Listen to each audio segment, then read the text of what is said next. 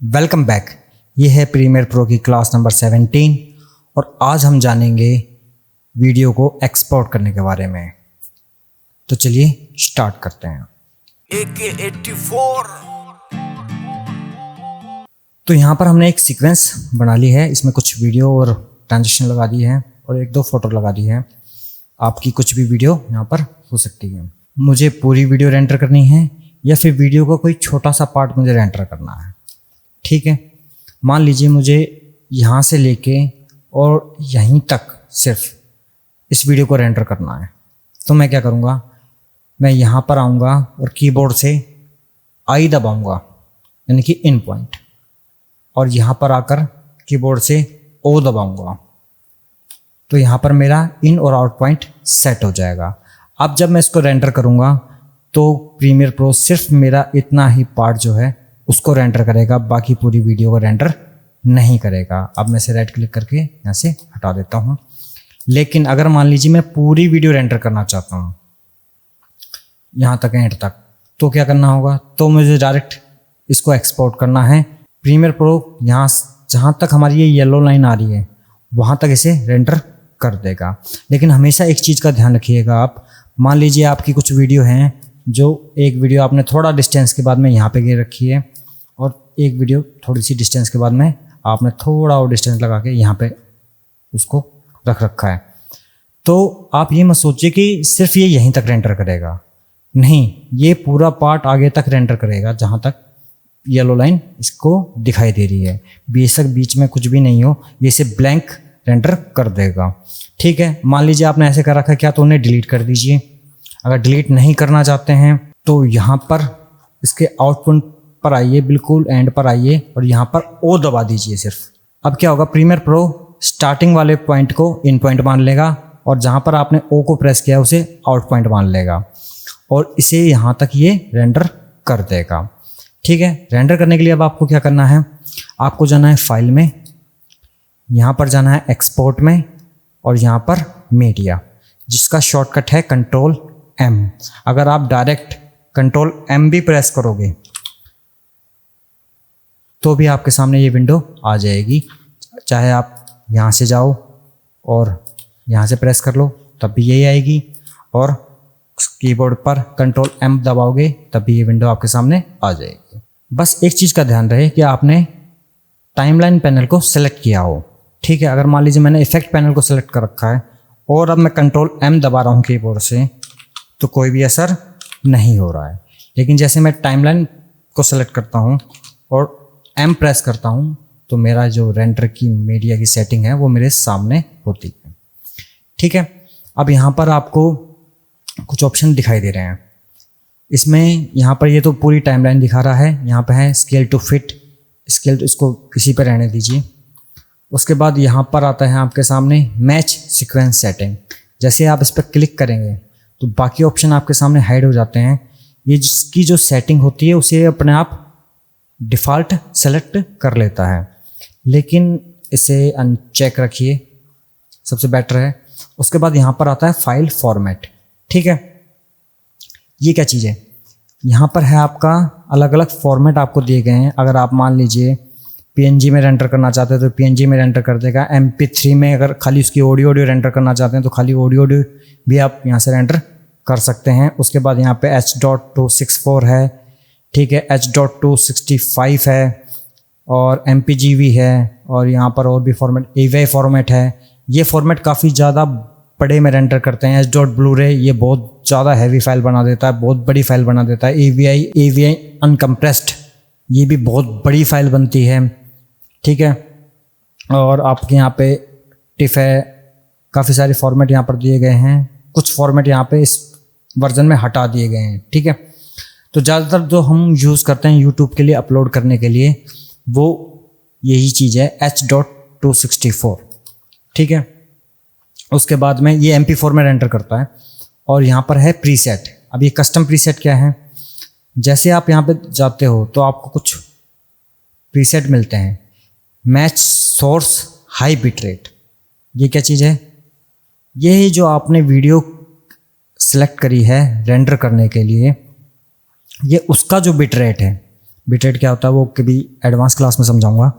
उसकी bit rate यानी उसकी क्वालिटी को ये मेंशन करके चलता है कि भाई जो वीडियो की क्वालिटी है वो मेरी रेंडर की क्वालिटी रहे, ठीक है। बाकी आप यहाँ से चाहो तो अलग अलग सेलेक्ट कर सकते हो, जैसे HD में, 4K में।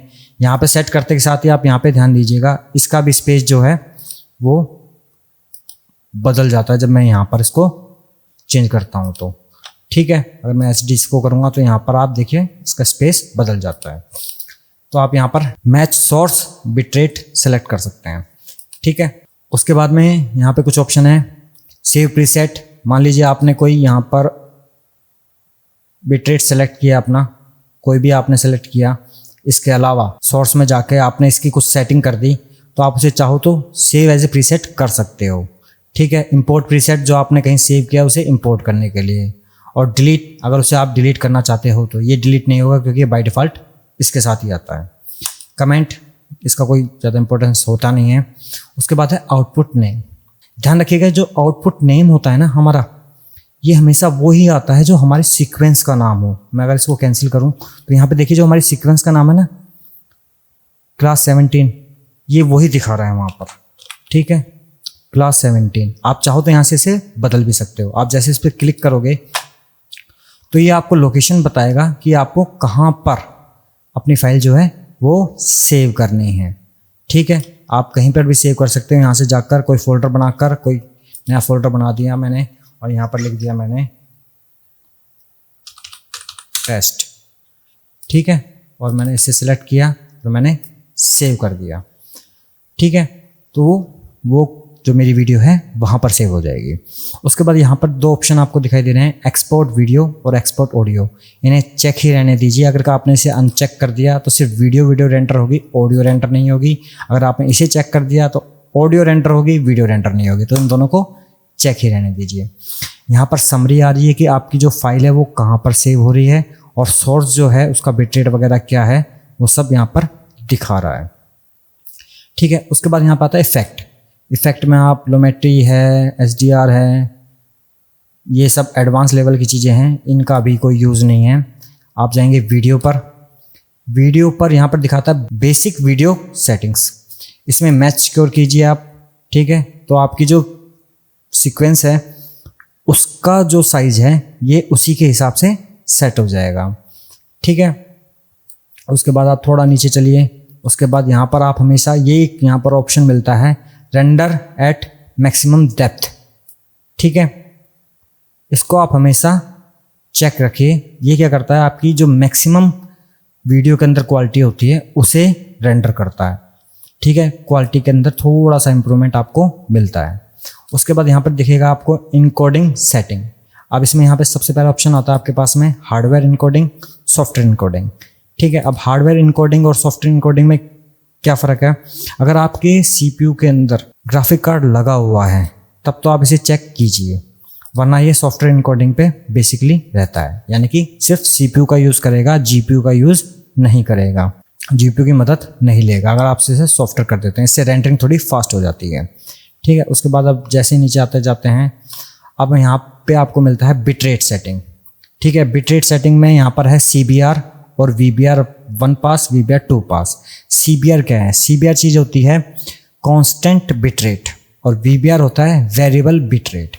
कांस्टेंट बिटरेट क्या करेगा, आपके वीडियो के अंदर किसी भी एक फ्रेम को रैंडमली सेलेक्ट करेगा और उसकी जो बिटरेट होगी उसके आसपास उसी की बिटरेट के हिसाब से ही आपकी क्वालिटी को, पूरी वीडियो की क्वालिटी को डिसाइड करेगा, ठीक है। इसमें कई बार क्या होता है, हमारी वीडियो निखर भी जाती है और कई बार बेकार भी हो जाती है, तो इसका कोई यूज़ नहीं करता है।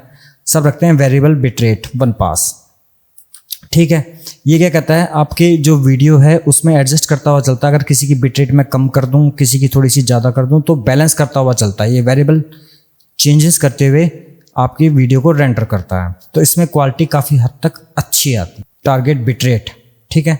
अब ये क्या है, यहाँ पर मैंने 40 रखा हुआ है जैसे बाय डिफ़ॉल्ट, तो आप इससे कम या ज़्यादा करते हैं तो इससे क्या फ़र्क पड़ता है, जो आपकी जो फाइल है, आप यहाँ पे देखिए जब मैंने उसे कम किया तो यहाँ पे 29, जब मैं से जैसे जैसे मैं बढ़ाता जाऊँगा तो यहाँ पर ये कहता है एस्टिमेटेड फाइल साइज़ 209 MB, ठीक है।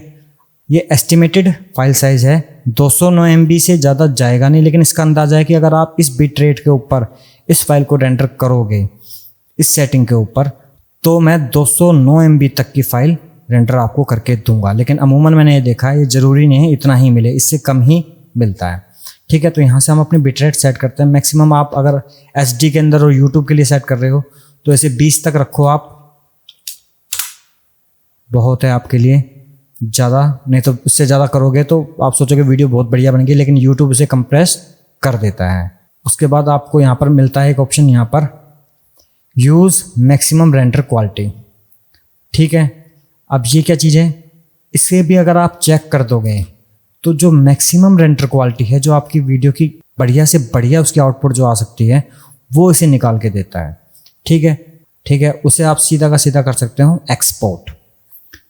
ठीक है, एक्सपोर्ट अगर आपके पास में मीडिया इनकोडर है तो आप क्यू में कर सकते हो और अपने प्रीमियर प्रो पर आकर वापस काम कर सकते हो। लेकिन अगर आप एक्सपोर्ट करोगे तो आप प्रीमियर प्रो पर काम नहीं कर सकते हो। जैसे मैं इसे एक्सपोर्ट करता हूँ तो यहाँ पर दिखाएगा एस्टिमेट टाइम रिमेनिंग 25 सेकेंड। ये आपकी वीडियो की क्वालिटी के ऊपर होता है, ये ज़्यादा भी हो सकता है और कम भी हो सकता है। मान लीजिए आपकी वीडियो पे चल रहा है स्टेप बाय स्टेप, ठीक है, और बीच में आपने थोड़े हैवी इफेक्ट लगा दिए, जब ये वहाँ तक रेंडर करने पे पहुँचेगा तो हो सकता है ये टाइम को बढ़ा भी दे। ठीक है, और जब इसने इफेक्ट रेंडर कर दिए उसके बाद ये देखेगा कि नॉर्मल चल रहा है तो हो सकता है टाइम को घटा भी दे। तो ये एस्टिमेट टाइम होता है, एक्चुअल टाइम नहीं होता है कभी भी। तो ये थी कुछ बेसिक वीडियो की रेंडर सेटिंग, जिनके ज़रिए आप अपनी वीडियो को रेंडर कर सकते हैं और उसे यूट्यूब पर या और भी कहीं यार दोस्तों के साथ शेयर करना चाहते हैं तो शेयर कर सकते हैं। ये जो वीडियो रेंडर होकर आती है ये MP4 में आती है, तो आप इसे आराम से यूट्यूब पर अपलोड कर सकते हो। तो उम्मीद करता हूँ आज की वीडियो से कुछ सीखने को मिला होगा आपको। भाई अगर सीखने को मिला हो तो वीडियो लाइक कर देना और चैनल को सब्सक्राइब ज़रूर कर लेना इसकी एडवांस क्लासेस देखने के लिए। मिलता हूँ आपसे नेक्स्ट वीडियो में, तब तक के लिए शुभ रात्रि, जय हिंद।